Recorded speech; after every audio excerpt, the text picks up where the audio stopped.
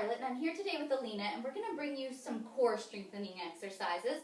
These are the half roll backs. It's a really great Pilates series. I really recommend these for core strengthening and for finding those transverse abdominis muscles that you want your dancers to engage in their ballet exercises. Especially when they're trying to find their alignment in their ballet bar, these exercises are a really nice supplement to that training.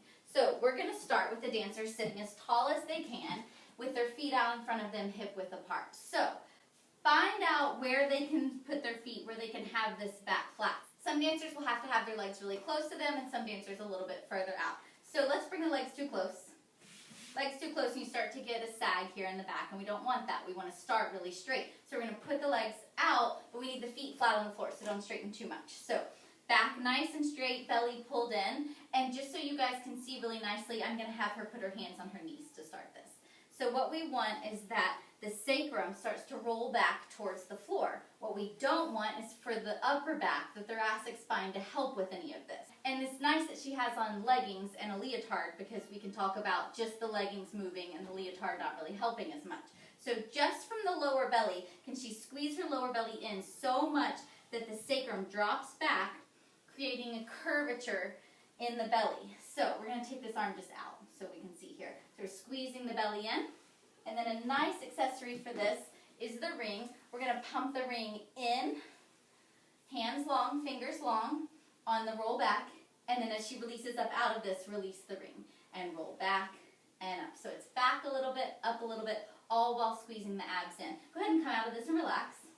We're going to hold the ring just so we can show. I don't want you to show this incorrectly. Let the belly fall out. Don't engage the core. And do just kind of like rocking back and forth. This is the dancer incorrectly attempting the exercise. So you roll back and just kind of bellies out. You're just rocking back and forth, just forward and back and forward and back. And it's way too large of movements, and it's bones moving rather than muscle squeezing. So one more time. She rolls back. It's all here in the lower belly, not leaning too much in the upper body, and squeezing when she goes back. Be careful that the ring doesn't rest on the shins. Squeezing when she rolls back and releasing when she comes up. A really nice tool to use is a ball behind the back. So we'll start sitting really tall. Ball right under the sacrum.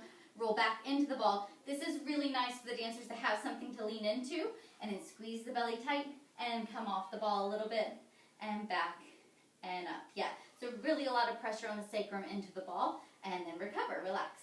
Okay, so we can leave the ball here and we can take this to more of a twist.